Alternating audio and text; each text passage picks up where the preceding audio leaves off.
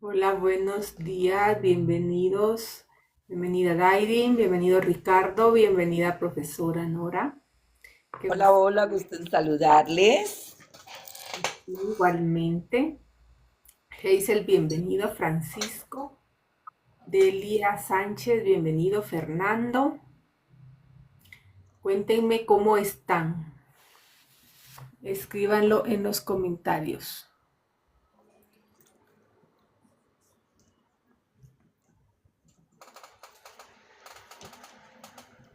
Yo estoy entusiasmada y emocionada.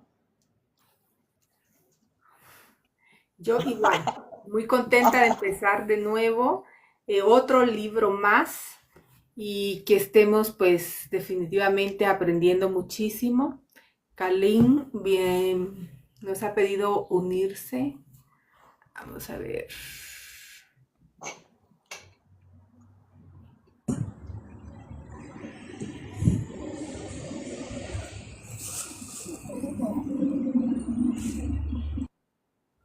Pues qué gusto Doctora, saludarles. le monta nuestro regalito, la música.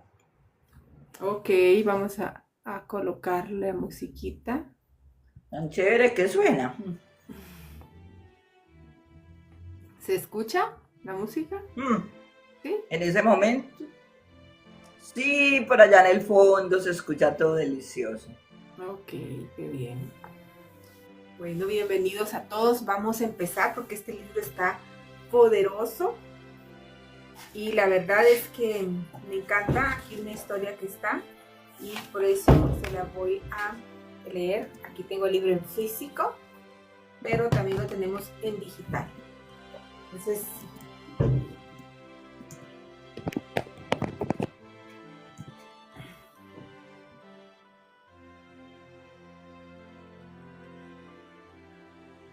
mientras Rudy, Alfa, Moisés, bienvenidos. Qué gusto saludarles. Mario, Rebeca Salguero. Y vamos a ver cómo está todo esto. Ya faltan 12 minutitos para las 7. El libro es bastante larguito, pero está buenísimo. Buenísimo, buenísimo. Bueno, voy a empezar. Vamos a ver. No Pues lo de mi sé. parte, Usted yo está. diría, doctora, ¿me escuchan bien, doctora? Sí, la escucho. Que yo diría, doctora, de que es una invitación a las personas que nos están acompañando y gracias a los que nos han acompañado fidelizados, por ejemplo, User, que es un fidelizado, que hace rato nos está compartiendo. Primero que todo, gracias y felicitaciones por regalarse en este espacio. Esto es un hábito. Para nosotros esto ya se tiene que formar un hábito por mucho rato, de saber que tenemos que madrugar más, disponernos, así estemos cada una en la casa. La invitación es a no estar en pijama, no estar despelucados, no. Es a disponernos porque es un hábito que estamos tomando de vitamina mental. Y esa vitamina mental se debe de introyectar en nuestro cuerpo, en nuestra mente, en como la alegría, lo que vamos a compartir ahora que salgamos. Porque si nos vamos a mirar, doctora, la definición de un club de lectura es un grupo de personas que se reúnen para compartir, discutir un libro, compartir opiniones, interpretaciones y hacer reflexiones sobre ese libro. Pero que cada uno lo tomemos como el libro que acabamos de leer, tan bueno de James Clear, donde nos decían cómo un pequeño hábito me moldea mi identidad. Correcto. Entonces, ese pequeño hábito, ese molde que estamos tomando es lo que me va a llevar a mí. A ver, ¿quién quiere ser Nora? ¿Cómo quiere ser Nora? Definitivamente, doctora, maravilloso. Maravilloso este tema de los hábitos, porque la verdad no sabemos mucho de ello. Coger un hábito es empezar a hacer algo. Sí, pero ¿qué tengo que cambiar? Mi carácter tiene que ver con los hábitos. ¿Cierto, doctora? Entonces es lindo esa interpretación que le estamos dando. Okay, bueno. Y no es fácil.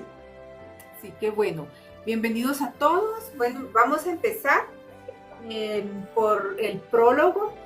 No les leo ni el índice y eso, ni la bibliografía, porque esa, bueno, ya se la voy a dejar de tarea. Bueno, dice el prólogo. Hay diferentes, depende la versión que usted tenga, pero esta que vamos a leer dice quitar el hábito y nos cuenta la siguiente historia. Era la participante favorita en las investigaciones de los científicos. Liz Allen, según su historial, tenía 34 años, había empezado a fumar y beber a los 16 y había luchado contra la obesidad durante la mayor parte de su vida. Llegó un momento cuando tenía unos 25 años en que las agencias de morosos la acechaban para cobrar los más de $10,000 que debía. Un currículum antiguo reflejaba que su trabajo de mayor duración no llegaba al año. No obstante, la mujer que hoy se presentaba ante los investigadores era delgada y radiante, con un tono muscular en las piernas propio de una corredora. Parecía 10 años más joven que en las fotos de su ficha, y capaz de hacer más ejercicio que todos los presentes en la sala. Según el último informe de su historial, Lisa no tenía grandes deudas, no debía y llevaba 3 años y 3 meses trabajando en una firma de diseño gráfico. ¿Cuándo fumó por última vez?, le preguntó uno de los médicos. Era la primera de las preguntas habituales que Lisa respondía cada vez que acudía a este laboratorio a las afueras de Bethesda, Maryland. Hace casi 4 años, respondió. Desde entonces he adelgazado 27 kilos y he corrido un maratón. También había empezado a estudiar un máster y había comprado una casa. Había sido un periodo lleno de acontecimientos. Entre los científicos de la sala había neurólogos, psicólogos, genetistas y sociólogos. En los 3 últimos años, con los recursos de los Institutos Nacionales de la Salud, habían estado supervisando estrechamente a Lisa y a más de una docena de antiguos fumadores adictos a la comida, bebedores problemáticos, compradores compulsivos y personas con otros hábitos destructivos. Todos los participantes tenían una cosa en común: habían rehecho sus vidas en periodos relativamente cortos.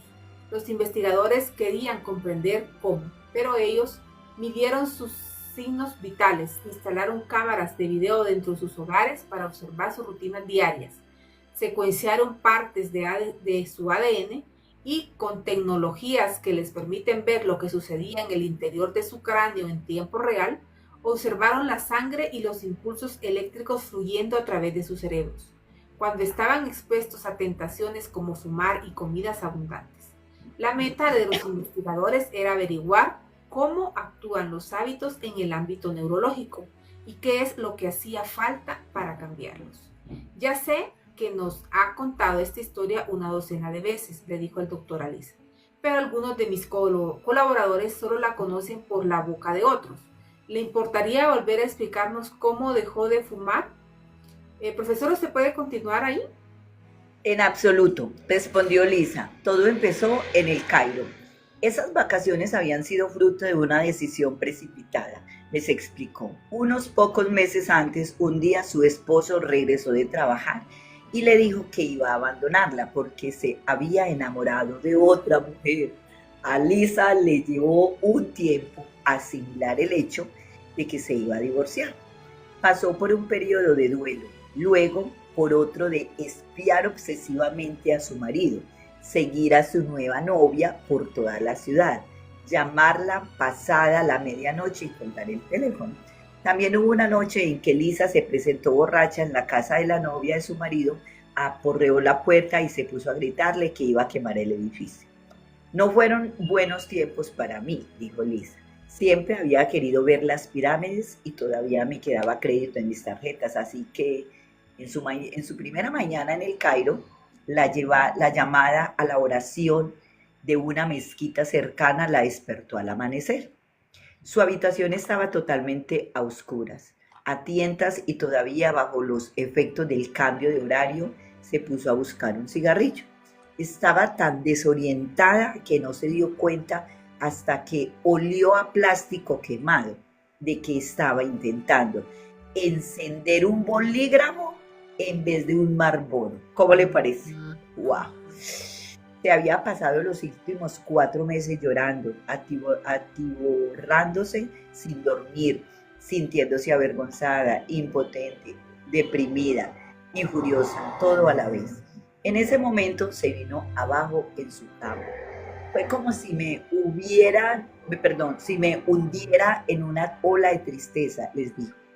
Sentí como si todo lo que siempre había deseado se hubiera hecho pedazos. Ni siquiera era capaz de encender correctamente un cigarrillo. Luego empecé a pensar en mi exmarido, en lo difícil que sería encontrar otro trabajo cuando regresara y cuánto iba a odiarlo, y en lo poco que me sentía siempre. Doctora, yo no sé si varias se sentirán identificadas, pero yo creo que nos ha pasado a todas partecita de esos odiosos momentos. Yo viví eso un ratito. Me levanté y pasé a llevar una jarra de agua que se esparció por el suelo y empecé a llorar todavía con más fuerza. Sentí desesperación, la necesidad de cambiar algo. Tenía que encontrar al menos una cosa que pudiera controlar. Se duchó y salió del hotel. Mientras iba en un taxi por las maltrechas calles de El Cairo y luego por las carreteras de tierra que conducían a la Esfinge, a las pirámides de Gizeh y al vasto e interminable desierto que las rodeaba, por un momento dejó de autocompadecerse. Oiga, autocompadecerse, doctora, qué palabra tan bonita. Pensó que necesitaba tener un objetivo en la vida, algo que conseguir. Así que mientras iba en el taxi llegó a la conclusión de que regresaría a Egipto a caminar por el desierto. Sabía que era una idea loca, no estaba en forma, estaba obesa y no tenía dinero. No conocía el nombre del desierto que estaba viendo, ni si era posible hacer ese tipo de viaje, pero nada de eso le importaba. Necesitaba tener algo en que concentrarse. Decidió que se concedería un año para prepararse y para sobrevivir a semejante expedición estaba segura de que debería hacer algunos sacrificios. Concretamente, tendría que dejar de fumar. Cuando por fin 11 meses después hizo su travesía por el desierto, en un tour organizado con vehículos con aire acondicionado y media docena más de personas, por cierto, la caravana llevaba tanta agua, comida, tiendas, mapas, GPS y sistemas de comunicación por radio, que incluir un cartón de cigarrillos no habría importado mucho. Por eso que no lo sabía cuando iba en el taxi. Hola, buenos días. Y para los científicos, Merly, vamos en la página 14. Y para los científicos, empezándola, los científicos del laboratorio, los detalles de su aventura por el desierto no tenían importancia, porque por razones que estaban empezando a comprender, ese pequeño cambio en la percepción de Lisa, ese día en el Cairo, la convicción de que tenía que dejar de fumar para conseguir su meta, había desencadenado una serie de cambios que acabarían afectando a todos los demás aspectos de su vida. Doctora, bien pueda, en los 6 meses siguientes. Gracias. En los 6 meses siguientes sustituyó el tabaco por correr, y eso a su vez le hizo cambiar sus hábitos alimentarios, laborales, de sueño. Empezó a ahorrar, se programaba sus días laborales, planificaba el futuro, etc. Empezó corriendo media maratón varias veces, luego un maratón, retomó sus estudios, se compró una casa e inició una relación. Al final fue invitada a participar en el estudio científico, y cuando los investigadores empezaron a examinar las imágenes de su cerebro, observaron algo destacable: un conjunto de patrones neurológicos. Sus viejos hábitos habían sido reemplazados por nuevos patrones. Todavía podían ver la actividad neuronal de sus viejas conductas, pero esos impulsos habían sido desplazados por otros nuevos. Al cambiar sus hábitos, también había cambiado su cerebro.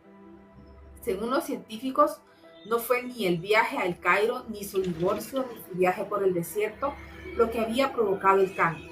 Fue su propósito de empezar a cambiar uno de sus hábitos: fumar. Todas las personas que participaban en el estudio habían pasado por procesos similares. Al concentrarse en un patrón que era conocido como hábito principal, Lisa también había aprendido por sí sola a reprogramar las otras rutinas automáticas de su vida. No son solo las personas las que pueden realizar estos cambios individualmente. Cuando las empresas se centran en cambiar sus costumbres, organizaciones enteras pueden transformarse. Compañías como Procter & Gamble, Starbucks, Alcoa y Target se han acogido a esta visión para influir en la forma en que trabajan sus empleados, en cómo se comunican y que sus clientes, sin que sus clientes lo sepan, en el modo en que compra la gente. Quiero mostrarle uno de sus últimos escáneres, le dijo uno de los investigadores a Lisa al final de su examen. Le enseñó una imagen del interior de su cabeza en la pantalla de su ordenador. Cuando usted ve comida, esas áreas, le señaló una zona del centro de su cerebro que están asociadas con los antojos y el hambre, todavía siguen activas. Su cerebro todavía genera los impulsos que le hacen comer demasiado. Sin embargo, en esta zona hay una nueva actividad, le dijo, enseñándole una región más cercana a la frente, que es donde creemos que comienza la inhibición de la conducta y la autodisciplina. Esa actividad se ha vuelto más pronunciada en cada una de las sesiones a las que ha estado asistiendo. Lisa era la favorita de los científicos porque sus escáneres cerebrales eran tan evidentes que resultaban muy útiles para crear un mapa del lugar donde residen los patrones conductuales, hábitos, en nuestra mente. Usted no está ayudando a comprender. Usted nos está ayudando a comprender cómo se convierte una decisión en una conducta automática, le dijo el doctor. Todos los presentes sentían que estaban a punto de hacer un gran descubrimiento y así fue. Bueno, excelente. Bienvenido, Imperio de Grandeza. Qué gusto saludarle. Francisco, bienvenido. ¿Cómo está? Priscila, bienvenida. Qué gusto saludarles. Y CC, bienvenido. Fabiola, bienvenida. Nelly, gracias por acompañarnos acá en Ventanilla. Las estamos despertando. Ya están despiertas todas. Bueno, y qué alegre. Yo digo que hasta allí llegamos con el prólogo, ¿verdad, mi profesora? Sí, para que mejor continuemos con el capítulo. Sí. Vamos a dar inicio al capítulo número 1. La página 23. Ajá, que esto, bueno, igual hay 3 partes, pero bueno, esta es la parte 1, los hábitos de las personas. Hasta vamos a hablar de todos. Hay un capítulo solo de negocios, así que eso va a estar interesante. Y bueno, voy a leer aquí solo la primera página. Después le voy a pedir a nuestra invitada especial, Merlin, que nos lea lo siguiente. Y después... Pues empezamos, doctora, con la parte 1, ¿cierto? Los hábitos de las personas. Exacto. Bueno, ahí vamos a ir nombrando quién sigue para que podamos, no los aburramos solo uno. En la parte 1 van 4 capítulos. Perdón, van 3 capítulos. O sea que, Okay. Excelente. Bueno, vamos a empezar entonces. Bienvenidos a todos. Por favor, comenten, estén comentando y dando corazoncitos, por favor, ahí a nivel de mi nariz, muchos. Bastante hasta que les aparezca arriba en la esquina superior derecha un corazoncito hasta que se llena. Y eso háganlo. Copien el enlace y mándenselo a todos sus contactos, a sus equipos de trabajo, a sus amistades, a su familia y a todas las personas que ustedes quieran enviarse. Entonces dice el bucle del hábito. ¿Cómo actúan los hábitos? Capítulo 1. Dice, en el otoño de 1993, un hombre al que debemos gran parte de lo que somos sobre los hábitos entró en un laboratorio de San Diego para acudir a la cita que tenía programada. Era mayor, medía más de 1,80 metros, impecablemente vestido con una camisa clásica de color azul. Su esposo, pelo blanco, habría despertado envidia en cualquier reunión de antiguos compañeros de clase cincuentones. La artritis le hacía cojear un poco mientras cruzaba los pasillos del laboratorio. Agarraba la mano de su esposa, caminaba despacio como si no estuviera seguro de lo que iba a aportarle cada nuevo paso. Aproximadamente un año antes, Eugene Paule, o EP, como sería conocido en la literatura médica, se encontraba en una casa en Playa del Rey, preparando la cena cuando su esposa le dijo que iba a venir su hijo Michael. ¿Quién es Michael?, preguntó Eugene. Tu hijo, le dijo su esposa a Beverly. El que nos hemos criado tú y yo, ¿te acuerdas? Eugene lo miró anonadado. ¿De quién me hablas?, preguntó.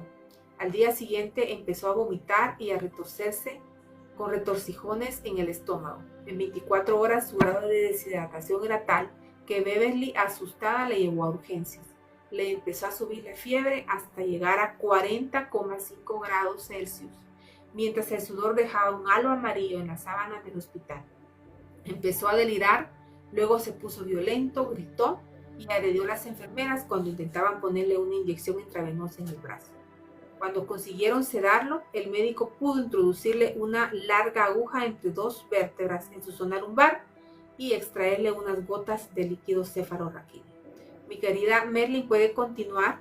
Le dice el médico que le realizó la prueba. Sí, Página 24. Sí, gracias. Voy a comenzar. El médico que le realizó la prueba enseguida notó que había un problema. El líquido que envuelve en el cerebro y los nervios requeridos es una barrera protectora contra la infección y heridas. En las personas sanas es de color claro y fluye con facilidad. Se desliza por la aguja con sedosa rapidez. La muestra extraída de la columna vertebral de Eugene era turbia y densa, como si estuviera cargada de una arenilla microscópica. Cuando estuvieron los resultados del laboratorio, los médicos supieron cuál era su enfermedad.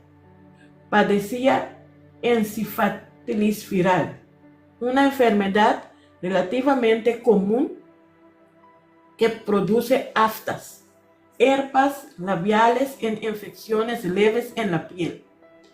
En raras ocasiones el virus puede abrirse camino hacia el cerebro y causar estragos, pues se adentra en los delicados pliegues del tejido donde residen nuestros pensamientos y sueños.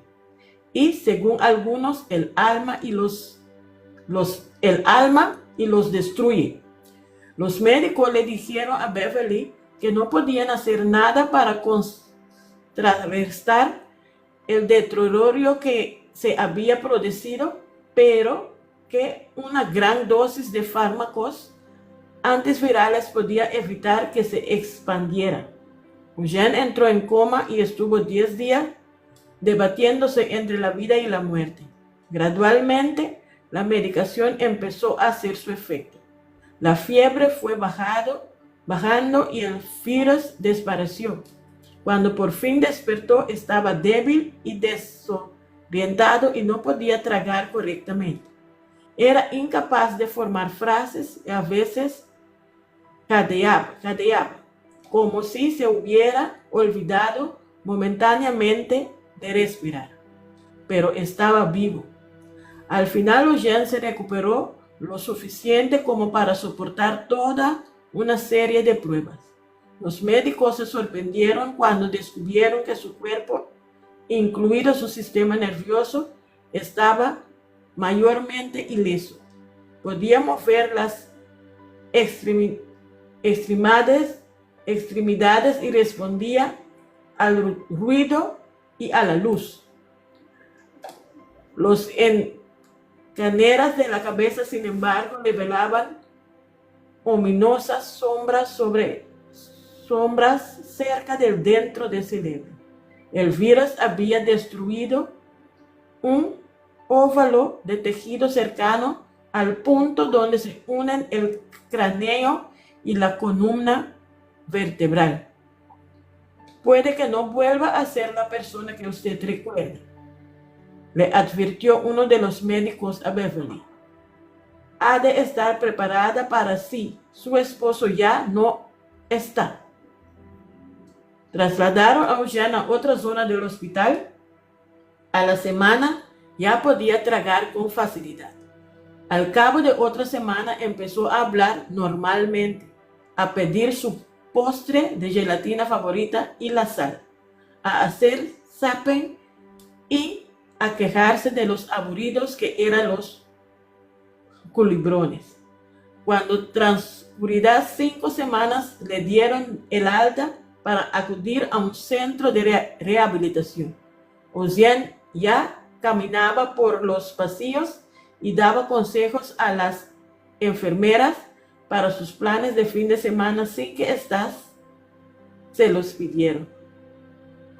Creo que nunca había visto una recuperación como esta, le dijo un doctor a Beverly. No quiero crearles falsas esperanzas, pero esto es increíble. A pesar de todo, Beverly estaba preocupada. En el centro de rehabilitación quedó claro que la enfermedad había cambiado a su esposo de manera inquietamente. Por ejemplo, no podía recordar qué día de la semana era, ni los nombres de los médicos y enfermeras, por más veces que se presentaron. ¿Por qué siguen haciendo todas esas preguntas?, le preguntó un día Beverly cuando el médico salió de la habitación. Cuando regresó a casa, las cosas empeoraron. No recordaba a sus amigos. Tenía problemas para seguir las conversaciones. Algunas mañanas se levantaba de la cama, iba a la cocina y se preparaba huevos con bacon. Luego regresaba a la cama y encendía la radio. Pasados 40 minutos, volvía a hacer lo mismo. Se levantaba, preparaba huevos con bacon, regresaba a la cama y encendía la radio. Y luego otra vez. Beverly, alarmado, se puso en contacto con otros especialistas, incluyendo un investigador de la Universidad de California, San Diego, especializado en pérdida de la memoria. Así es como un día soleado, Beverly y Eugene se encontraron en un incluso edificio del campus universitario, agarrados de la mano y caminando lentamente por uno de sus pasillos.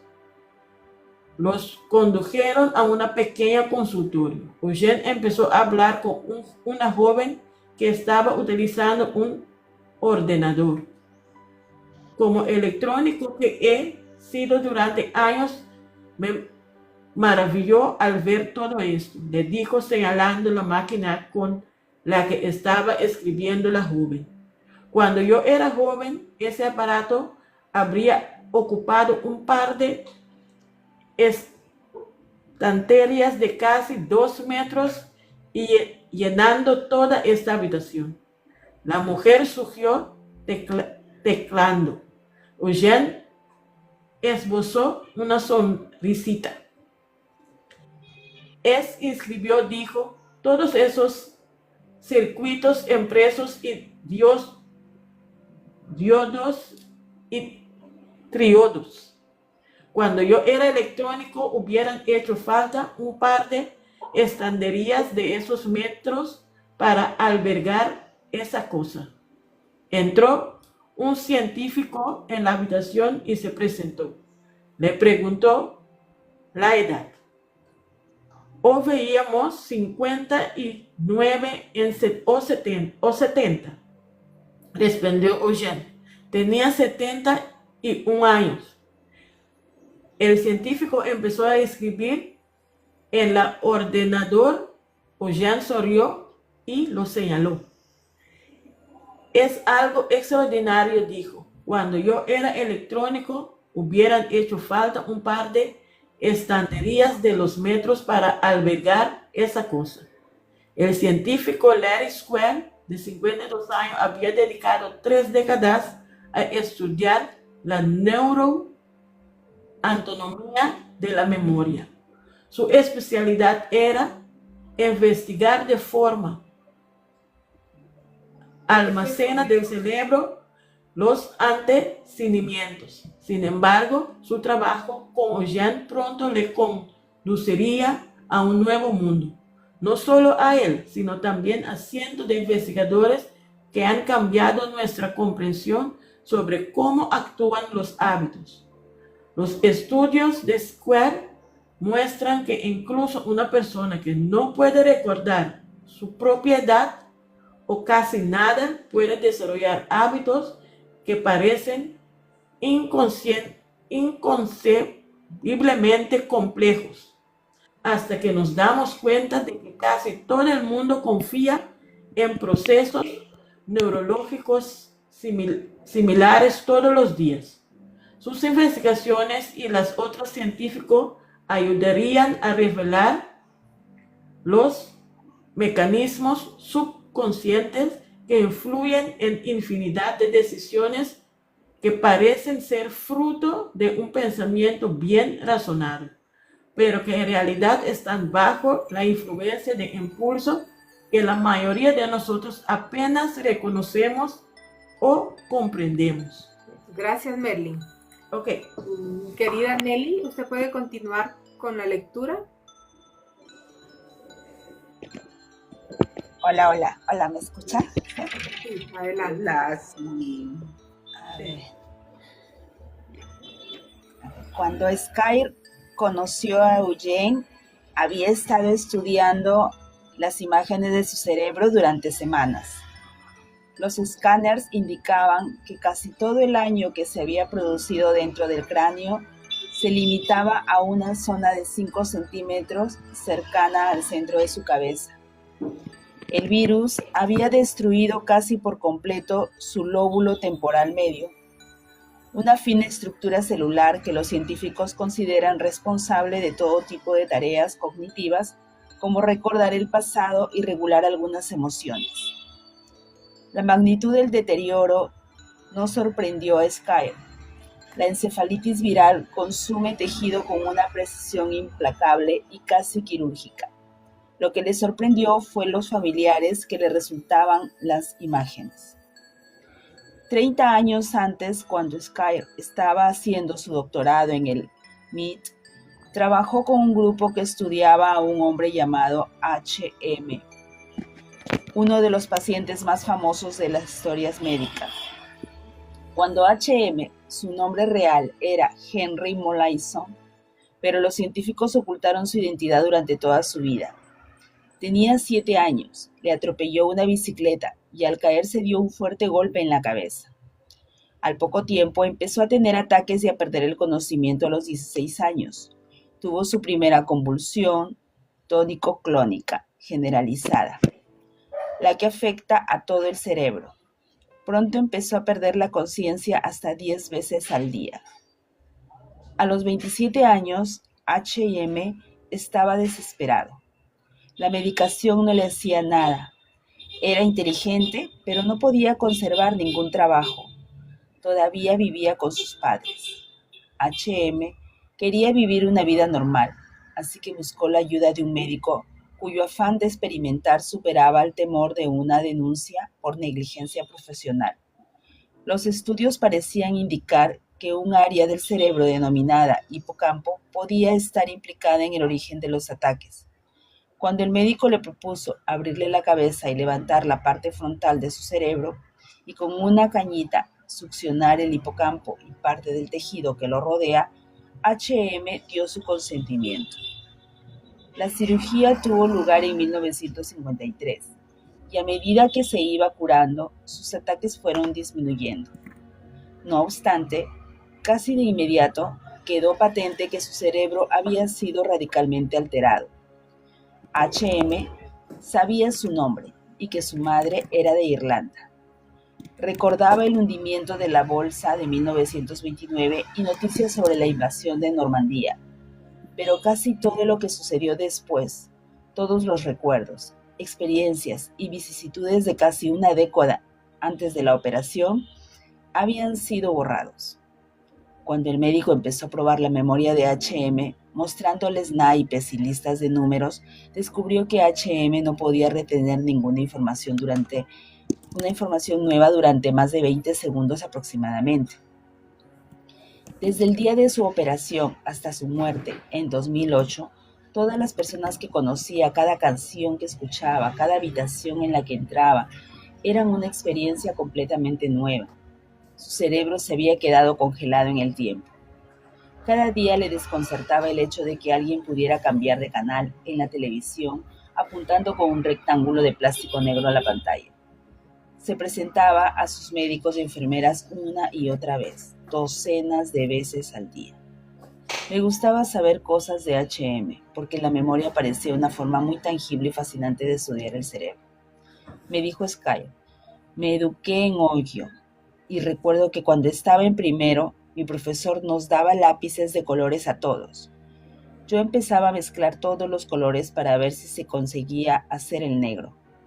¿Por qué conservó ese recuerdo y no recuerdo cómo era mi profesor? ¿Por qué decide mi cerebro que un recuerdo es más importante que otro? Cuando Sky recibió las imágenes del cerebro de Eugene, se maravilló al comprobar los parecidos que eran a las de H.M. En ambas cabezas había zonas vacías del tamaño de una nuez. La memoria de Eugene, igual que la de H.M., había sido borrada. No obstante, cuando Sky empezó a examinar a Eugene, comprobó que su paciente era diferente en algunos aspectos importantes, mientras que a los 5 minutos de conocer a Eugene, todo el mundo se daba cuenta de que había algo que no funcionaba. Eugene podía mantener conversaciones y realizar tareas que a un observador ocasional no le harían sospechar que algo no funcionaba. Los efectos de la operación de H.M. fueron tan devastadores que tuvo que ser recluido durante el resto de su vida. Eugene, en cambio, vivía en su casa con su esposa. H.M. no podía mantener conversaciones. Eugene, en cambio, tenía el sorprendente don de reconducir casi cualquier conversación hacia un tema del que pudiera hablar largo y tendido, como de los satélites. Había trabajado para una empresa aeroespacial o del tiempo. Gracias, Sky. Gracias. Profesora, ¿puede continuar? La página 20. Sky empezó su examen médico. Ay, no me escuchan bien. Sky comenzó su examen médico preguntándole cosas sobre su juventud. Eugene le habló de la ciudad del centro de California en la que se había criado, de su época en la Marina Mercante, de un viaje que había hecho a Australia de joven. Podía recordar casi todos los eventos de su vida anteriores a 1960. Cuando el investigador le preguntó sobre décadas posteriores, Eugene cambió educadamente el tema y dijo que tenía problemas para recordar algunos acontecimientos recientes. Sker le hizo algunas pruebas de memoria y se dio cuenta de que el intelecto de Eugene, que era el paciente, todavía estaba en forma para un hombre que no podía recordar las últimas 3 décadas. Lo que es más, Eugene todavía conservaba todos los hábitos que había creado en su juventud, de modo que cuando Sker, el científico, le daba un vaso de agua o le felicitaba por alguna respuesta detallada, éste le daba las gracias y le devolvía el cumplido. Siempre que entraba alguien en la habitación, Eugene se presentaba y le preguntaba cómo le iba. Pero cuando Skir le pidió que memorizara una serie de números o que describiera el pasillo que había fuera del laboratorio, el doctor se dio cuenta de que el paciente no podía retener información nueva durante más de un minuto aproximadamente. Cuando alguien le enseñaba fotos de sus nietos, no tenía ni idea de quiénes eran. Cuando Skir le preguntó si recordaba que se había puesto enfermo, este respondió que no tenía ningún recuerdo de su enfermedad ni de su estancia en el hospital.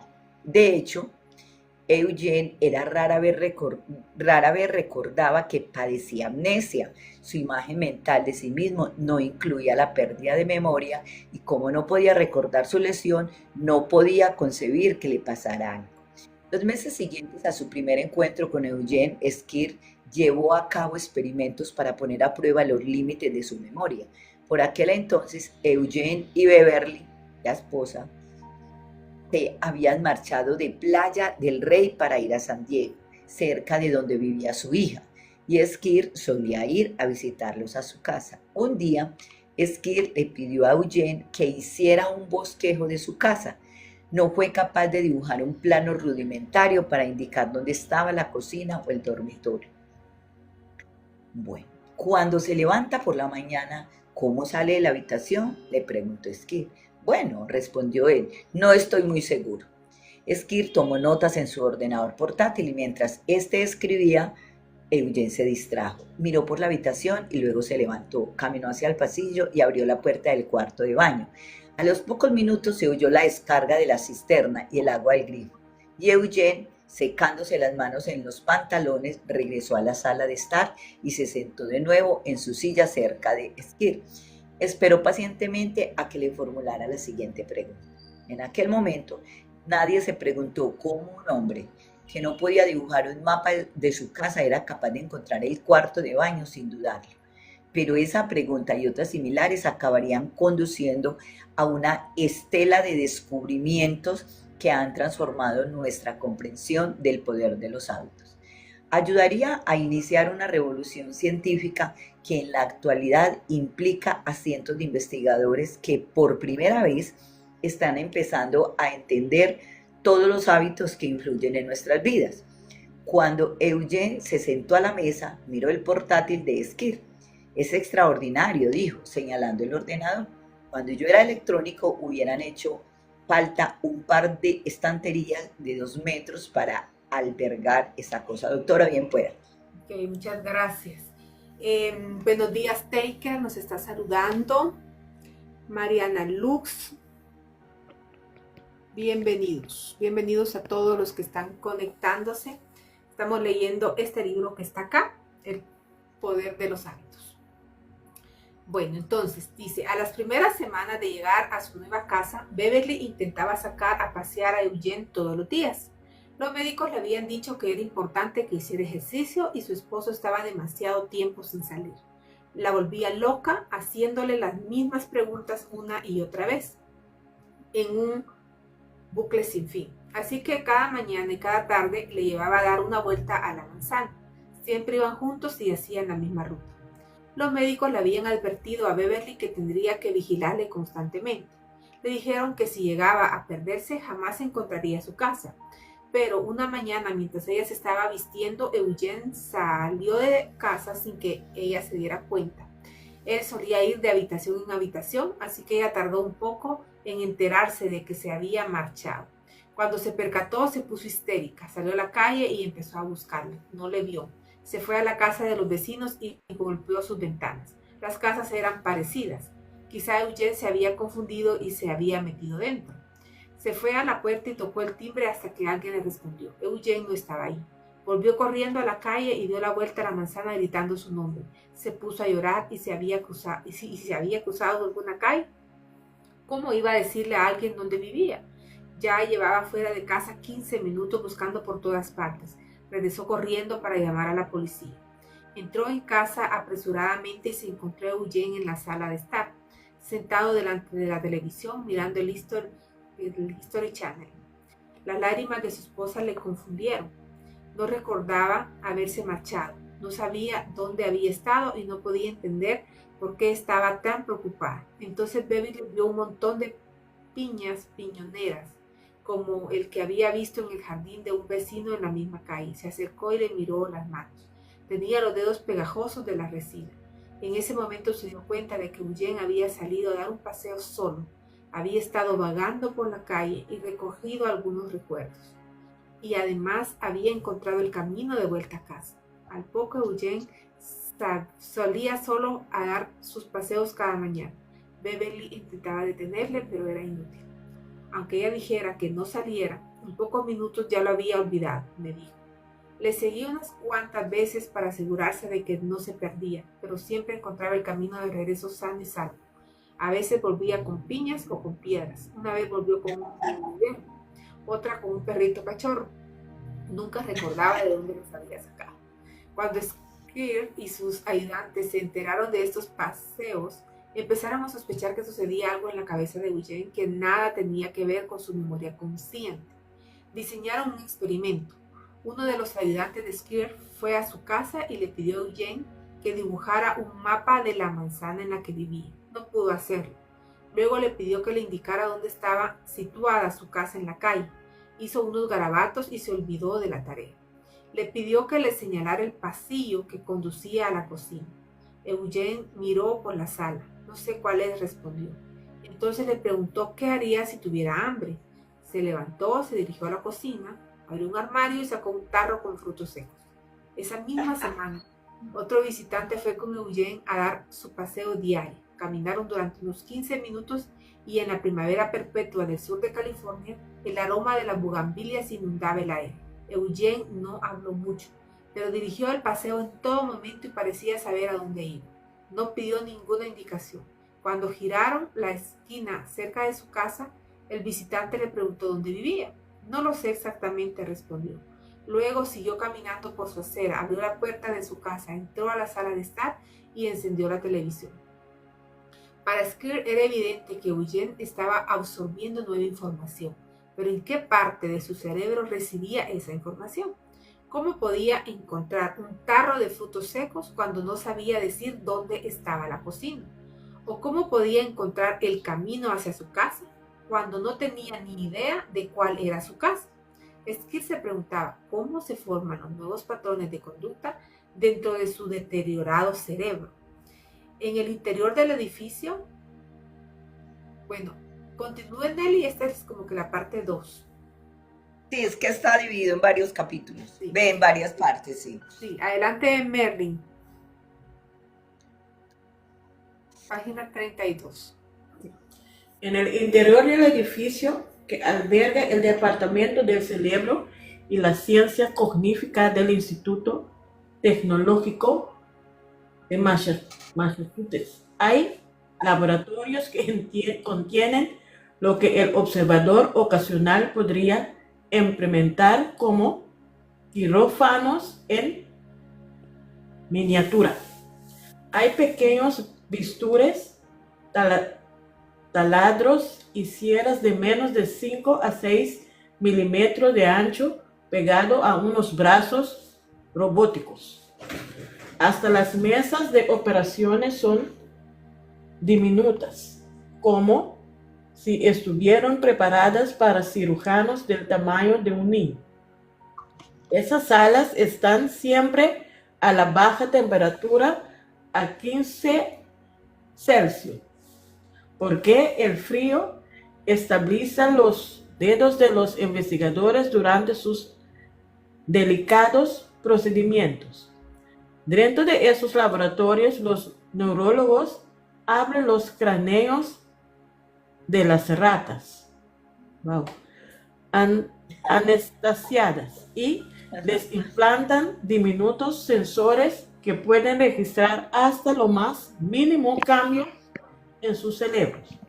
Cuando las ratas se despiertan, parece no darse apenas cuenta de que ahora tienen docenas de cables microscópicos, como si fueran telas de araña microscópicas en el interior de su cabeza.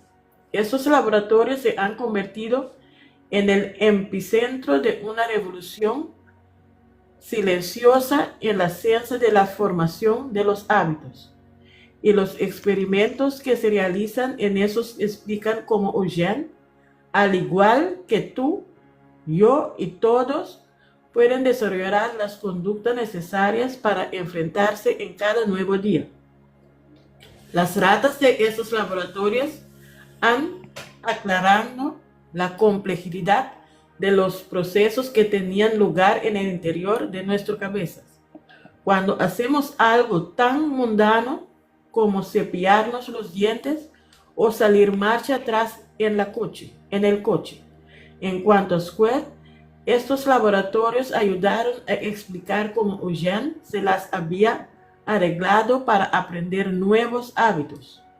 Cuando los investigadores del MIT empezaron a estudiar los hábitos en la década de 1990, casi al mismo tiempo que Eugene cayó enfermo.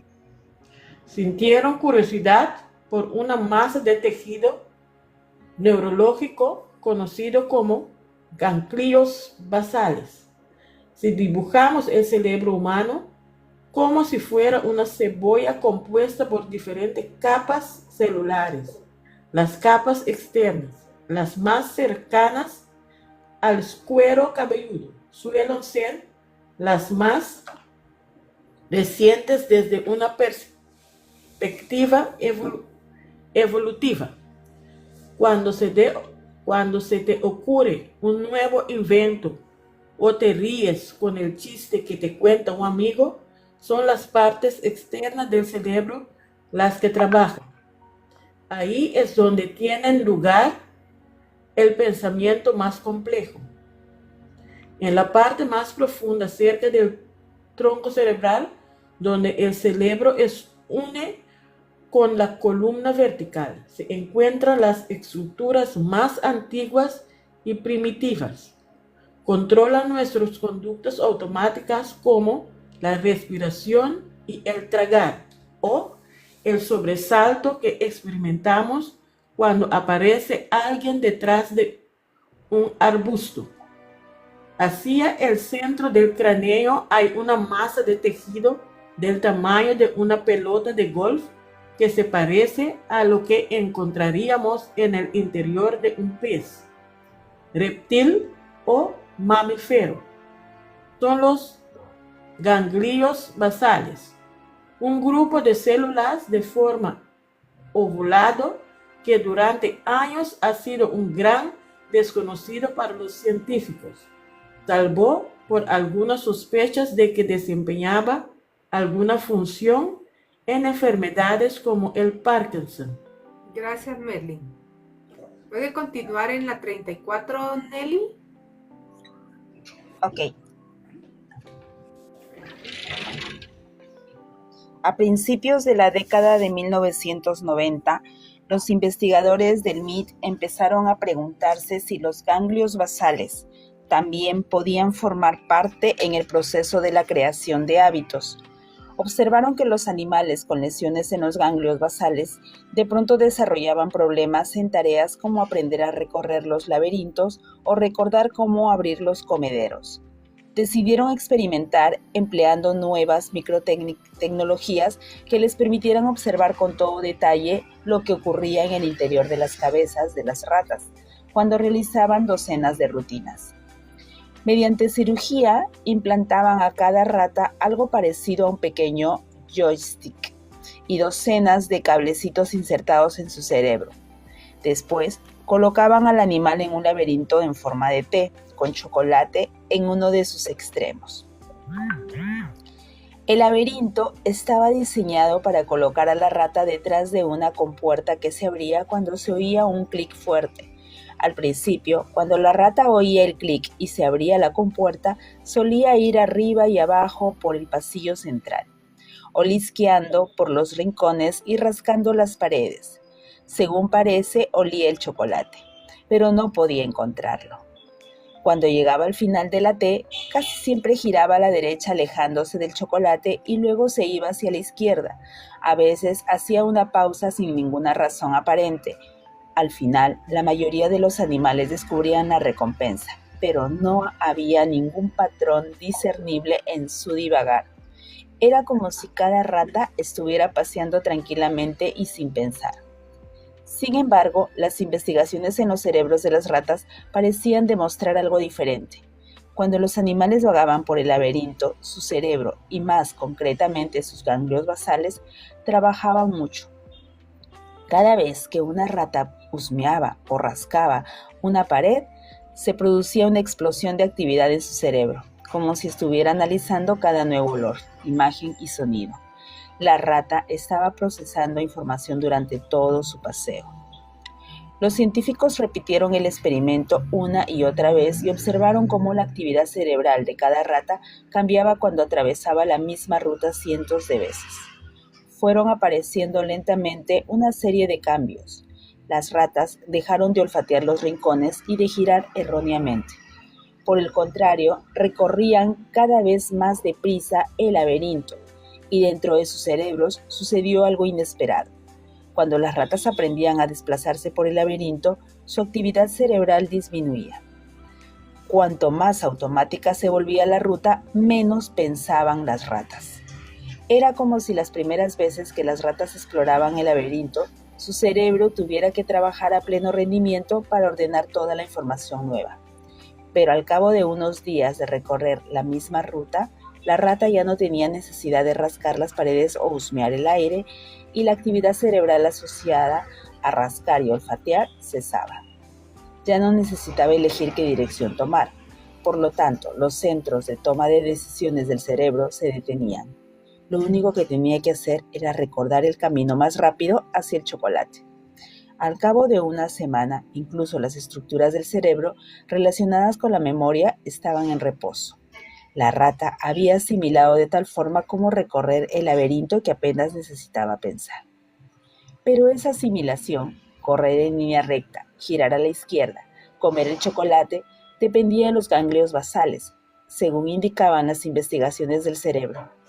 Cuando más deprisa corría la rata y menos trabajaba el cerebro, esta diminuta y antigua estructura neurológica parecía adquirir el protagonismo. Los ganglios basales eran esenciales para recordar los patrones y actuar sobre ellos. Es decir, los ganglios basales almacenaban los hábitos aunque el resto del cerebro estuviera en reposo. Para ver esta aptitud en acción, veamos este gráfico que muestra la actividad dentro del cráneo de una rata cuando encuentras el laberinto. Por primera vez, al principio el cerebro está trabajando al máximo todo el tiempo. Bueno, hay aquí una gráfica. Y al cabo de una semana, cuando conoce la ruta y la carrera se ha convertido en hábito. El cerebro de la rata se estabiliza cuando corre por el laberinto. Este proceso, en que el cerebro convierte una secuencia de acciones en una rutina automática, se conoce como fragmentación y es la causa de la formación de los hábitos.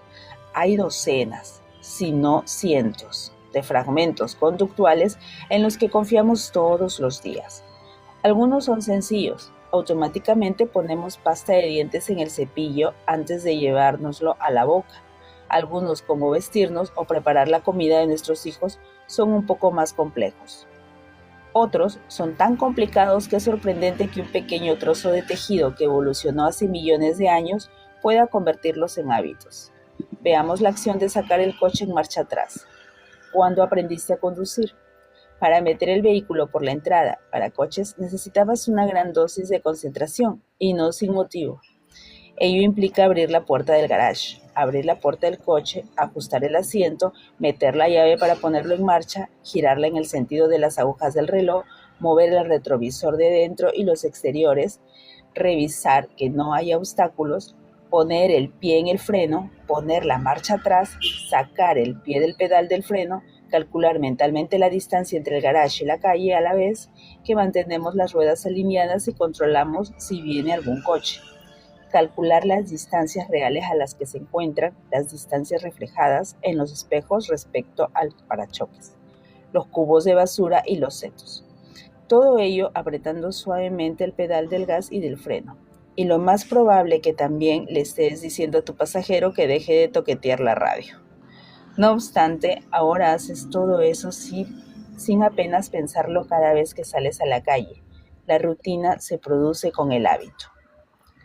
Millones de personas interpretan esta compleja coreografía cada mañana automáticamente, porque en cuanto agarramos las llaves del coche, nuestros ganglios basales entran en acción, identificando los hábitos que hemos almacenado en nuestro cerebro respecto a sacar el coche a la calle. Una vez que empieza a desplegarse ese hábito, nuestra materia gris puede relajarse a cazar otros pensamientos, que es la razón por la que tenemos suficiente capacidad mental para darnos cuenta de que Jimmy se olvidó su flambera. Gracias, Nelly. Ok. ¿Puede continuar, Merlin?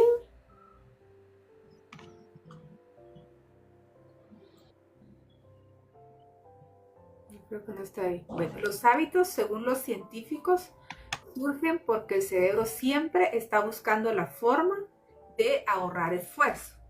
Si dejamos que utilice sus mecanismos, el cerebro intentará convertir casi toda rutina en un hábito, porque los hábitos le permiten descansar más a menudo. Ese instinto de ahorrar energía es una gran ventaja.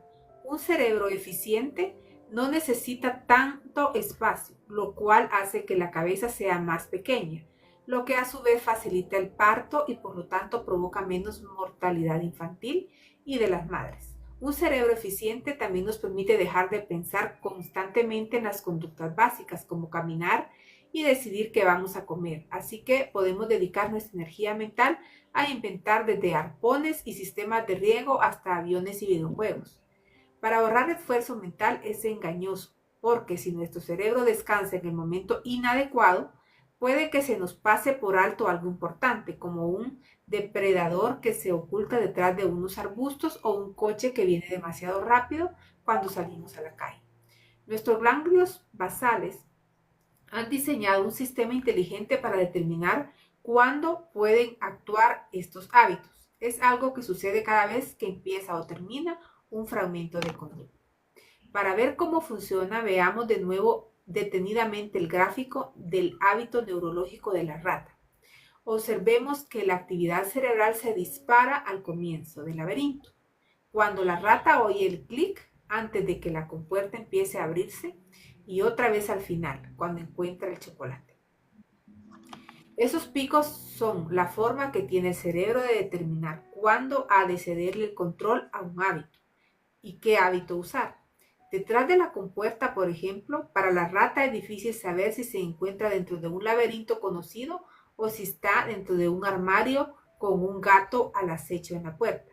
Para afrontar esta incertidumbre, el cerebro invierte mucho esfuerzo al principio de un fragmento de conducta en busca de algo, una señal, que le dé una pista respecto a qué hábito recurrir. Detrás de la compuerta, si la rata oye clic, sabe que ha de utilizar el hábito del laberinto. Si oye un miau, elegirá otro patrón. Al final de la actividad, cuando aparece la recompensa, el cerebro se despierta y se asegura de que todo ha sucedido como esperaba. Este proceso dentro de nuestro cerebro es un bucle de 3 pasos. Primero está la señal, el detonante que informa a nuestro cerebro que puede poner el piloto automático y el hábito que ha de usar. Luego está la rutina, que puede ser física, mental y emocional. Por último está la recompensa, que ayuda a nuestro cerebro a decidir si vale la pena recordar en el futuro este bucle en particular. Con el tiempo, este bucle, señal, rutina, recompensa, se va volviendo más y más automático. La señal y la recompensa se superponen hasta que surge un fuerte sentimiento de expectación y deseo. Al final, ya sea en frío laboratorio del MIT o en la entrada del garage de su casa, se acaba formando un hábito. Los hábitos no son el destino, tal como explico en los 2 capítulos siguientes. Los hábitos se pueden ignorar, cambiar o sustituir, pero la razón por la que el descubrimiento del bucle del hábito es tan importante es porque revela una verdad básica. Cuando emerge un hábito, el cerebro deja de participar plenamente en la toma de decisiones. Ya no trabaja tanto ni desvía su atención hacia otras tareas, salvo que combatas deliberadamente un hábito. A menos que encuentres nuevas rutinas, el patrón se activará de manera automática. Sin embargo, el mero hecho de comprender cómo actúan los hábitos, aprender la estructura del bucle del hábito, hace más fácil controlarlos. Cuando fragmentamos un hábito en sus componentes, podemos jugar con el cambio de marchas. Hemos hecho experimentos en los que hemos entrenado a las ratas a recorrer el laberinto hasta que se ha convertido en un hábito y luego lo hemos modificado cambiando el lugar de la recompensa. Me dijo Anne Graybiel, investigadora del MIT, que ha supervisado muchos de los experimentos sobre los ganglios basales. Un día colocamos la recompensa en donde estaba antes. Hacemos entrar a la rata y vaya, resulta que resurge el antiguo hábito. Los hábitos nunca llegan a desaparecer. Quedan grabados en las estructuras de nuestro cerebro, lo cual es una gran ventaja para nosotros. Porque sería terrible que después de cada vacación tuviéramos que aprender a conducir de nuevo. El problema radica en que el cerebro no diferencia entre los buenos y los malos hábitos. Por eso, si tienes uno malo, siempre te estará acechando, esperando la señal y la recompensa. Esto explica por qué nos cuesta tanto crear hábitos para hacer ejercicio, por ejemplo, o cambiar nuestra forma de comer. Una vez que hemos desarrollado la rutina de sentarnos en el sillón en vez de salir a correr, o la de comer cada vez que vemos una caja de donuts, esos patrones permanecerán en nuestra cabeza. Por la misma regla, si aprendemos a crear nuevas rutinas neurológicas que se impongan a esas conductas, si podemos controlar el bucle del hábito, podemos conseguir que esas malas tendencias queden en segundo plano, como lo hizo Lisa Allen después de su viaje al Cairo. Y los estudios han demostrado que cuando alguien crea un patrón nuevo, salir a correr o pasar del donut es tan auténtico como cualquier otro hábito. Merlin ahora sí está disponible para leer aquí en la página 41, sin los bucles del Doctora, Sí. Hola. doctora, hola. Voy a hacer lo que le dije, ¿oyó? Ok, de acuerdo. Gracias. Bueno, ya le escribí a su WhatsApp. Ok. ¿Sí? Merlin, ¿Puedo? adelante, Merlin. Okay. Sin los bucles del hábito, nuestro cerebro se quedaría abrumado por las municias de la vida cotidiana. Las personas cuyos ganglios basales están deteriorados debido a una lesión o enfermedad suelen quedarse mentalmente paralizadas. Tienen problemas para realizar sus actividades básicas, como abrir una puerta o pensar que van a comer.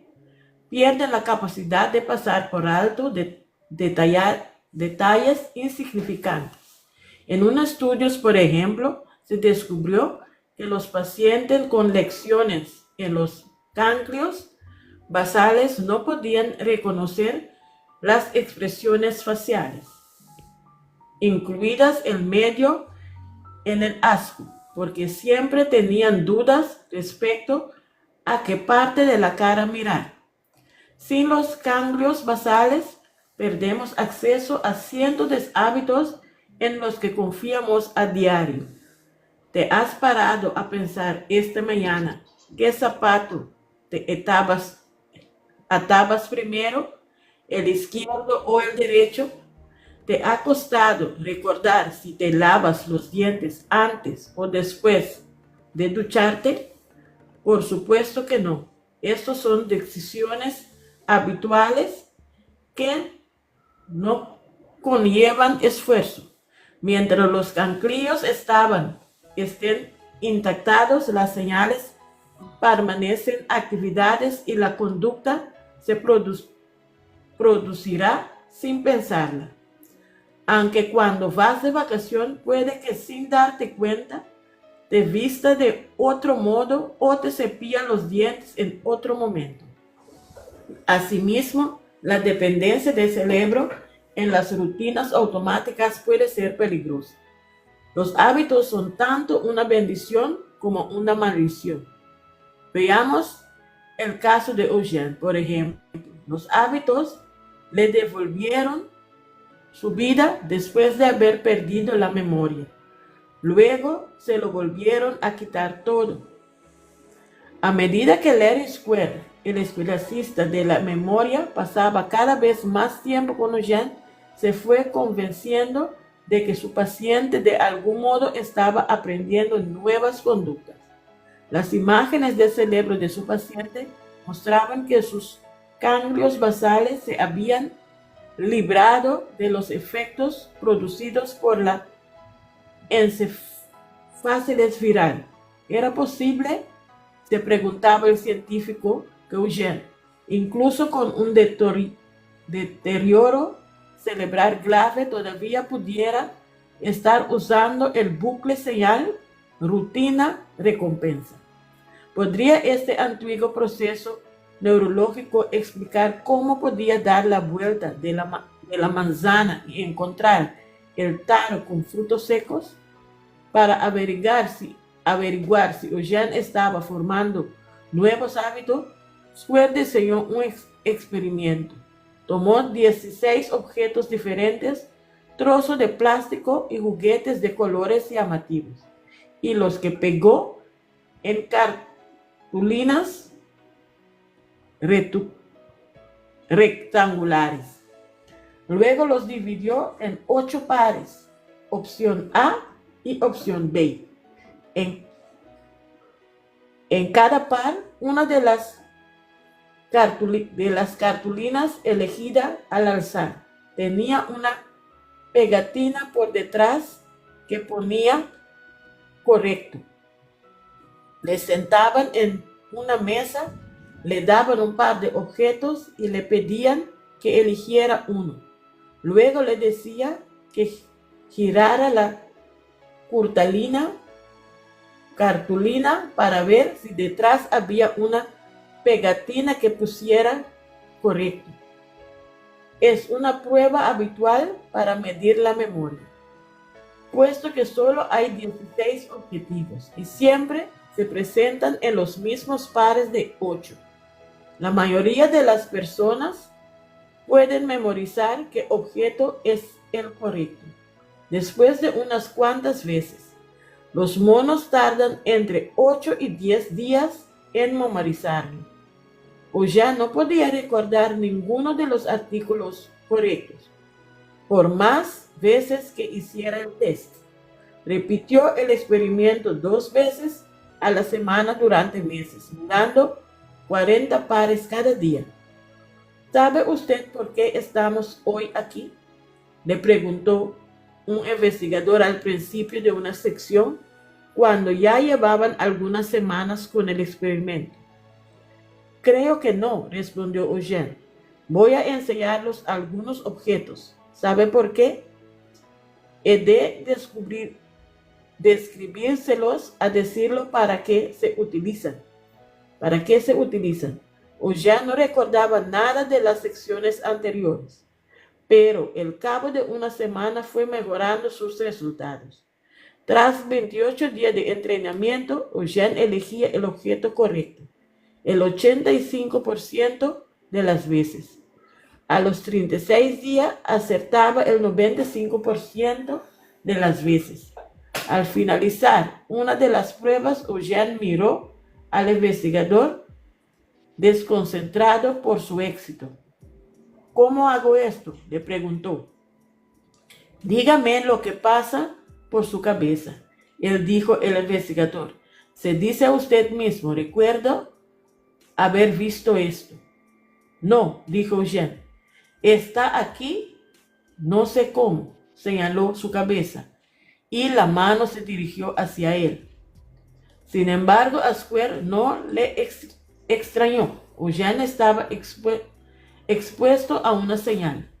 El par de objetos siempre se presentaba en la misma condición. Había una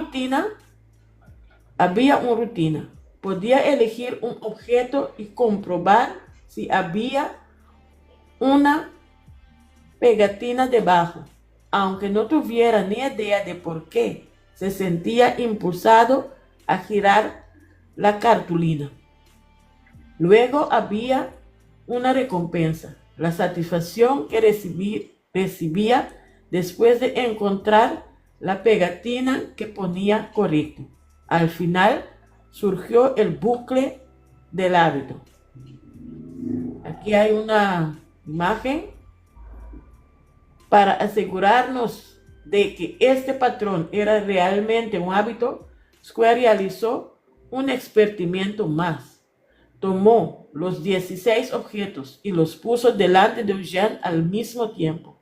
Le pidió que agrupara los correctos en una pila.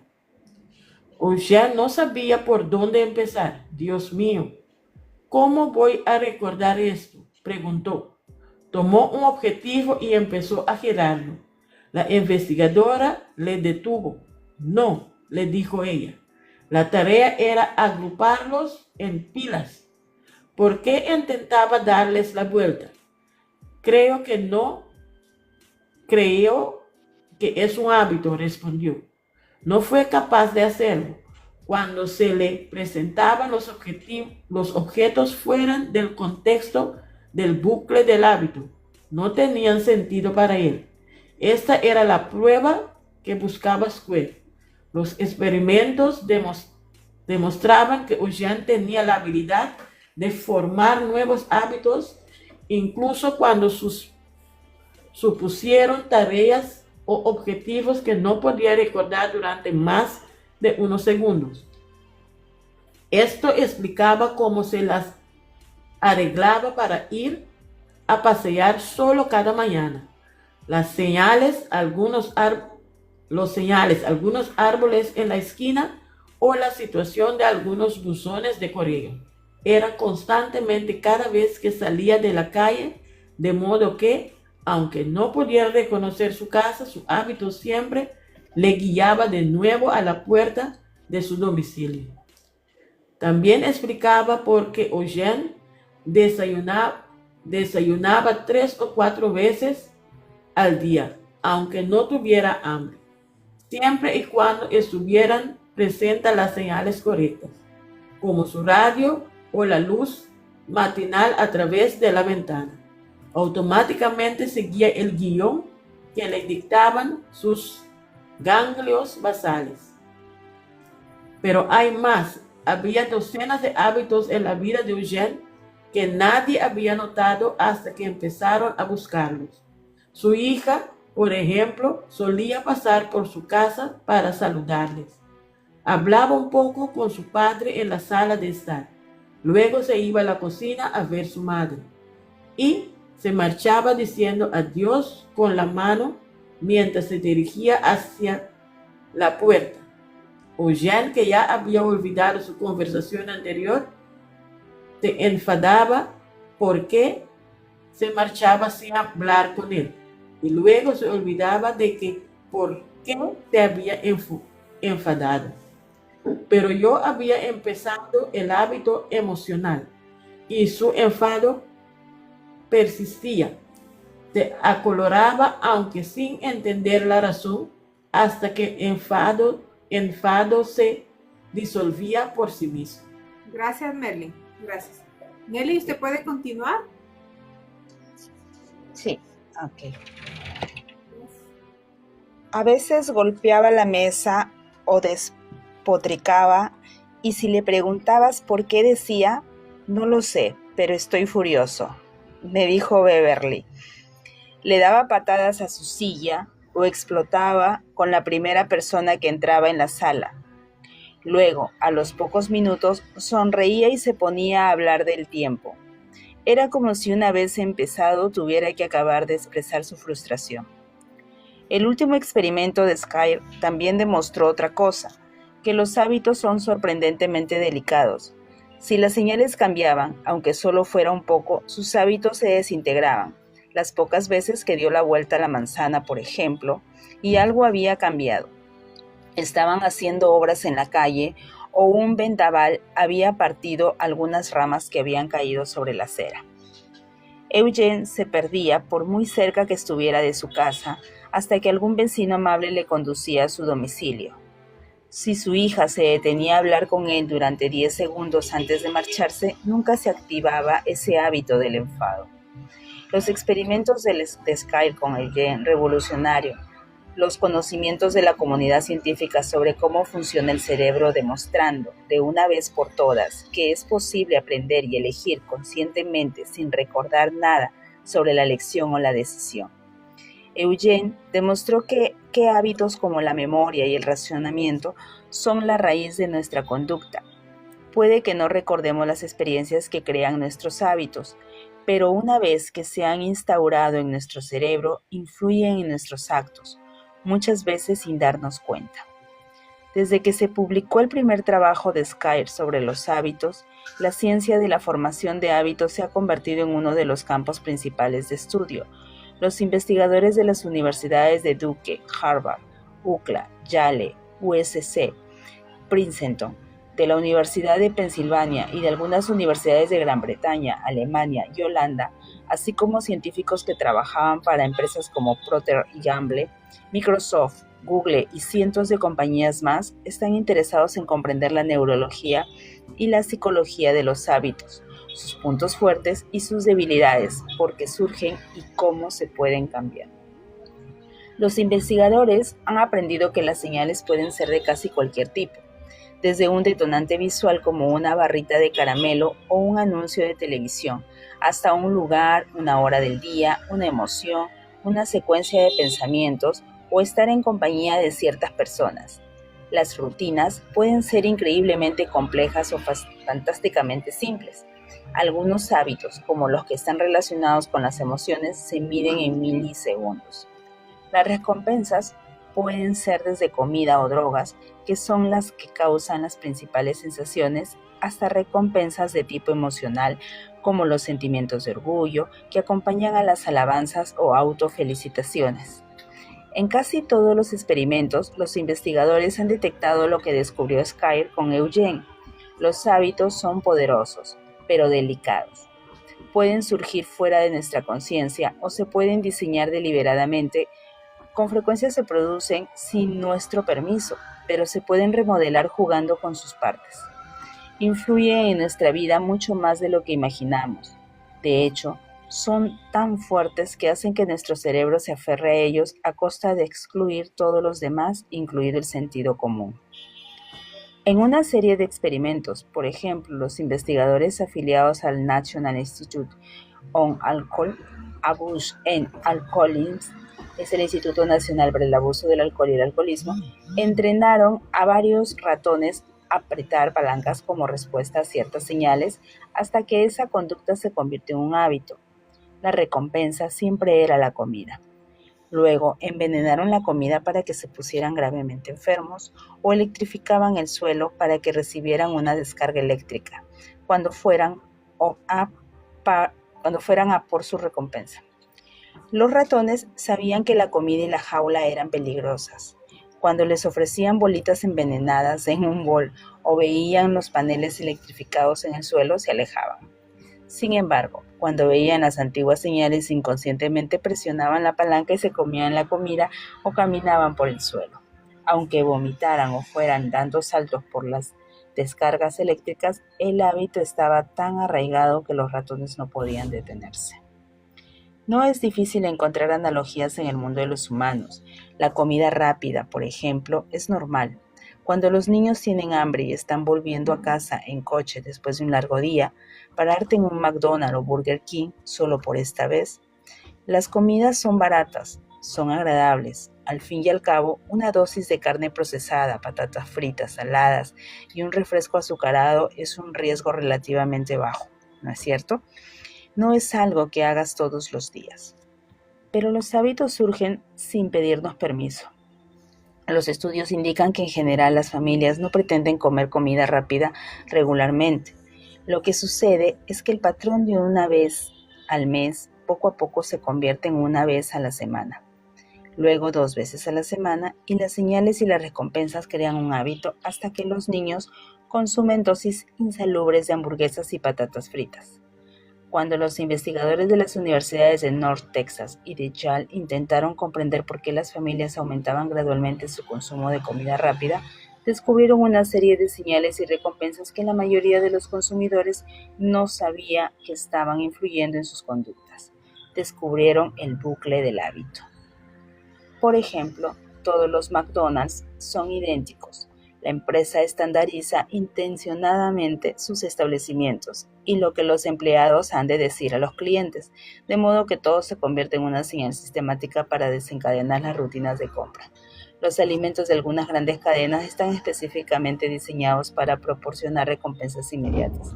Las patatas fritas, por ejemplo, están diseñadas para desintegrarse en el momento en que tocan tu lengua, para producir una descarga de sal y grasa lo antes posible, que hará que se activen tus centros de placer y que tu cerebro archive el patrón, ideal para reforzar el bucle del hábito. Sin embargo, incluso estos hábitos son delicados. Cuando cierra un restaurante de comida rápida, las familias que solían ir allí suelen volver a cenar más en casa, en lugar de buscar otro lugar. Incluso los pequeños cambios pueden poner fin al patrón, pero puesto que normalmente no reconocemos estos bucles de hábitos cuando se van desarrollando, desconocemos nuestra capacidad para controlarlos. Al aprender a observar las señales y las recompensas, podemos cambiar las rutinas. Gracias, Nelly. Profesora Nora, ¿ya está lista para leer? Para que empiece con Hola, el hola. libro? Página. Página 47. Bueno, y no Perfecto. Empiezo página. es el 4. Empezamos el 4, hacia el año 2000, Ok. 7 años antes de la enfermedad de Eugene. Bueno, esto está maravillosamente. Entonces empecemos. En el párrafo 4, No, el 4, capítulo hacia es el la año parte 2000. 4 de este capítulo. Sí, señora. Hacia el año 2000, 7 años antes de la enfermedad de Eugene, su vida había alcanzado una especie de equilibrio. Salía a pasear cada mañana, comía lo que quería, a veces 5 o 6 veces al día. Su esposa sabía que siempre y cuando la televisión estuviera encendida y sintonizada en el canal de historia, Eugene se sentaría en su sillón y miraría cualquier cosa que pusieran, ya fueran reposiciones o programas nuevos. Le daba lo mismo. Wow. Sin embargo, a medida que fue envejeciendo, sus hábitos empezaron a afectar negativamente a su vida. Se volvió sedentario, a veces miraba la televisión durante horas seguidas porque no se cansaba nunca de los programas. Los médicos empezaron a preocuparse por su corazón. Aconsejaron a Beverly que le hiciera una estricta dieta de alimentos sanos. Ella lo intentó, pero era difícil controlar la frecuencia de sus comidas o lo que consumía. Nunca recordaba que ella le había regañado. Aunque la nevera estuviera repleta de frutas y verduras, él buscaba hasta encontrar el bacon y los huevos. Esta era su rutina. Al envejecer, sus huevos se volvieron más frágiles y los médicos le dijeron que tenía que ir con más cuidado al caminar. Sin embargo, mentalmente, que es que los huevos se volvieron más frágiles, qué vergüenza. Al envejecer, sus huesos se volvieron más frágiles y los médicos le dijeron que tenía que ir con más cuidado al caminar. Sin embargo, mentalmente, Eugene era 20 años más joven. ¡Wow! Nunca se acordaba de que tenía que andar con más cuidado. Toda mi vida me ha fascinado la memoria, me dijo Skid. Luego conocí a EP y descubrí la riqueza que puede haber en la vida aunque no puedas recordarla. El cerebro posee esta extraordinaria habilidad de encontrar la felicidad incluso cuando han desaparecido los recuerdos de ella. Ay, qué triste. Es difícil desactivarla y al final actuó en su contra. Beverly intentaba utilizar sus conocimientos de los hábitos para ayudarle a Eugene a evitar los problemas a medida que iba envejeciendo. Descubrió que podía cortocircuitar algunos de sus peores patrones insertando nuevas señales. Si no guardaba bacon en la nevera, Eugene no desayunaría de forma poco saludable varias veces. Cuando le puso una ensalada cerca de su sillón, a veces comía algo y cuando la comida se convirtió en un hábito, dejó de ir a buscar recompensas a la cocina. Mejoró su dieta gradualmente. Sin embargo, a pesar de sus esfuerzos, la salud de Eugene siguió deteriorándose. Un día de primavera estaba mirando la televisión cuando de pronto dio un grito. Beverly entró corriendo y le vio agarrándose el pecho. Llamó a una ambulancia. En el hospital le diagnosticaron un infarto cardíaco leve. Cuando llegó allí el dolor ya había pasado y Eugene intentaba salir de su camilla. pasó la noche intentando sacarse los monitores que le habían puesto en el pecho para poder darse la vuelta y dormir. Las alarmas empezaban a sonar y las enfermeras tenían que acudir corriendo. Intentaron que dejara de tocar los sensores fijándoselos con esparadrapo y diciéndole que tendrían que inmovilizarlo si seguía así. Fue inútil. Al momento se olvidaba de las amenazas. Entonces la hija le dijo a una enfermera que intentara felicitarle por su voluntad de estarse quieto y que repitiera el cumplido una y otra vez cada vez que entrara en la habitación. Doctora, bien pueda, ya casi terminamos, bien pueda. Sí. Queríamos que actuara con orgullo.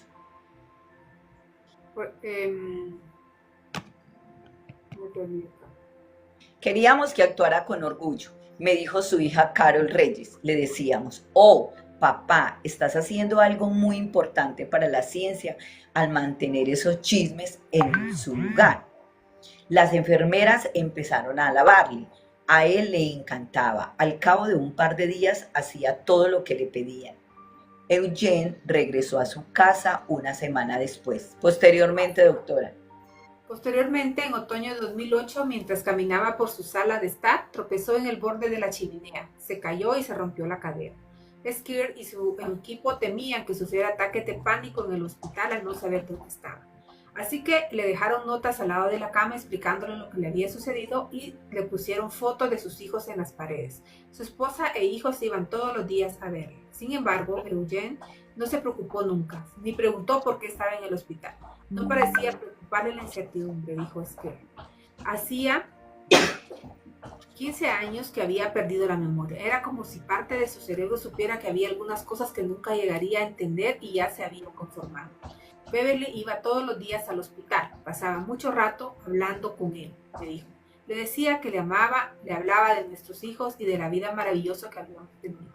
Le mostraba las fotos y le hablaba mucho de cuánto le queríamos todos. Estuvimos casados 57 años y 42 de ellos fueron un matrimonio real y normal. A veces pasé momentos difíciles porque deseaba con todas mis fuerzas que regresara el que había sido mi esposo, pero al menos sabía que era feliz. Al cabo de una semana su hija fue a visitarle. ¿Qué hacemos hoy?, le preguntó Eugene cuando llegó. Lo sacó al aire libre en una silla de ruedas al césped del hospital. Hace un buen día, dijo Eugene. Muy buen tiempo, ¿verdad? Ella le estuvo hablando de sus hijos y jugaron con un perro. Pensaba que su padre podría regresar pronto a casa. Ya estaba oscureciendo. Cuando se disponía a llevarle dentro Eugene le miró. Tengo mucha suerte de tener una hija como tú, le dijo. Ese comentario la pilló por sorpresa. No recordaba cuándo había sido la última vez que le había dicho algo tan agradable. Tengo suerte de que seas mi padre, le respondió ella. ¿Puede continuar Merlin, perdone, o Nelly? Sí. Gracias. Tengo suerte. Sí, tengo suerte que sea mi padre, le respondió ella. Vaya, hace un día fantástico, dijo él. ¿Qué te parece el tiempo? Esa noche, a la 1 en punto de la madrugada, sonó el teléfono en casa de Beverly. El doctor le comunicó que Eugene había sufrido un infarto agudo de miocardio y que habían hecho todo lo posible para reanimarlo, pero no lo habían conseguido. Se había ido. Tras su muerte, se haría famoso entre los investigadores. Las imágenes de su cerebro se estudiarían en cientos de laboratorios y facultades de medicina. Sé que se habría sentido muy orgulloso por su contribución a la ciencia, me dijo Beverly. Una vez, al poco tiempo de habernos casado, me dijo que quería hacer algo importante en su vida, algo significativo. Y lo hizo, solo que nunca pudo recordarlo. Qué pesar, me dieron ganas de llorar. A mí me hizo llorar. Ay, no, me dio mí? escalofrío. A mí todo lo que pasó aquí me puso a recordar a mi papá que acaba de morir. Ay, Todo no, eso fue lo que pasó mi padre durante 4 años. Ahora Wow. ahora yo puedo ver todo lo que pasó en su cabeza, porque él tenía esa demencia. ¿Te imaginas? Ay, no, y uno, para uno como esposa, ustedes se imaginan tener que acostumbrarse a esos hábitos, Eso. 57 años de matrimonio y 15 en un entorno así. Eso es muy duro. Es duro. Uy, fueron 42 bonitos y 15 así. Ay, Dios, me dieron ganas. No, es que me puse mal. Sí, Eso no definitivamente. es un juego. Sí, sí, es duro, es difícil. A mí Más también que me todo hice con esa... imperio de grandeza. ah, Sí, sí. Igual pueden comentar allí todo lo que quieran, si quieran comentar, escribir lo que les pareció el libro, qué les pareció más importante. Y definitivamente este autor, Charles Duhigg, cuenta esta historia de Lisa Allen también, ¿verdad? Esta mujer que logró transformar su vida al cambiar sus hábitos destructivos, como fumar, comer mal y el endeudamiento. Y su caso ilustra cómo al entender y modificar esos patrones automáticos del cerebro es posible generar cambios profundos y duraderos. Eso es lo que nos debe interesar a nosotros, de saber que cómo lo hizo Lisa. También nosotros, si tenemos un mal hábito o si queremos adquirir un nuevo hábito, también lo podemos hacer. Entonces, definitivamente los hábitos no son simples costumbres, sino son mecanismos neurológicos que influyen en nuestras decisiones diarias sin que nos demos cuenta. Entonces, pensemos también en estos ejemplos, en estos experimentos que ellos hicieron con las ratas, ¿verdad? Entonces, que se les coloca hacer una cosa y se les da una recompensa al final. Entonces, ya después eso se hace automáticamente. Y igual cuando manejamos el auto, ¿verdad? Cuando vamos a salir, cuando nos parqueamos, cuando retrocedemos, cuando vamos manejando, que vamos haciendo cosas sin pensarlo. Entonces, en vez de usar esos hábitos para hacer cosas que no nos aportan, pues hagamos esos hábitos, creémoslos para que sí nos aporten, y creemos de esos hábitos que se vuelvan automáticos, pero que sean cosas valiosas, que aporten cosas buenas al mundo. Entonces, a mí me encantó definitivamente toda esta lectura, todos estos experimentos. Bueno, hablaron muchos términos neurológicos, ¿verdad? De los ganglios basales, del bulbo, del tallo cerebral, que son estructuras. Ahí no decía tallo cerebral, pero sí, la estructura que está debajo del cerebro se llama tallo cerebral. Y de las partes externas del cerebro que controlan muchas acciones que nosotros realizamos todos los días.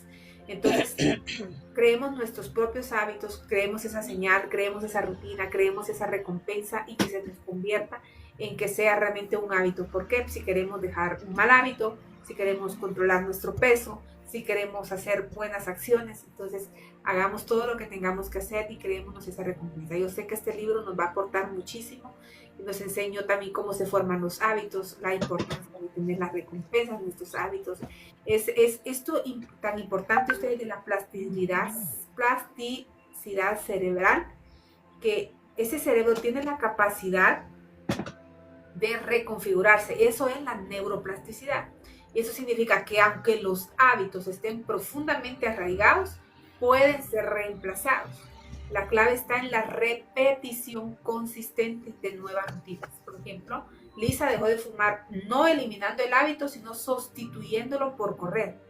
Entonces es ponerle otra cosa a ese estrés, o a esa como recompensa que le producía el fumar, por ejemplo, ¿verdad? Entonces, también nos explicaba en el libro que eso queda como en nuestra memoria, ahí como oculto, pero que se puede reactivar. Entonces tenemos que tener mucho cuidado, ¿verdad? En el caso de las personas que están en control de peso, porque digamos, se ponen como que a bajar de peso, bajan 50 libras, pero cuando volvemos a tener esos hábitos malos que teníamos, que fácilmente los volvemos a adquirir, ganamos el doble de peso. Si habíamos perdido 50, si pesábamos 150, vamos a pesar 300 libras. Entonces, Ay, Padre Celestial, que esto es eso. Ese cuidado.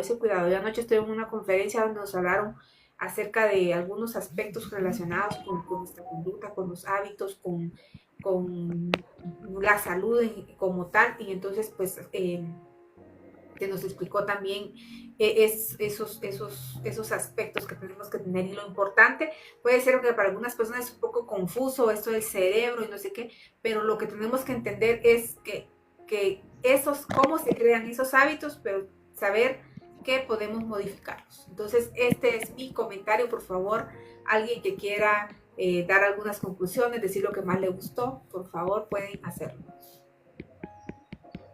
A ver, Nelly, cuéntenos. Bueno, ella nos dijo un poquito. No sé si Nelly quiere decirnos algo. Sí, Estamos sobre tiempo. Sí, pues estaba con otras cosas. Bien, sí, interesantísimo, de verdad me encantó participar hoy día con ustedes. El poder estar leyendo a la vez es una concentración muy bonita porque nos hace experimentar, ¿no? Como que nos ubica en ese lugar. Yo soy de las personas que siempre me pongo en el lugar de quien está pasando algo para poder entenderlo. Y también lloró, sí. Nelly.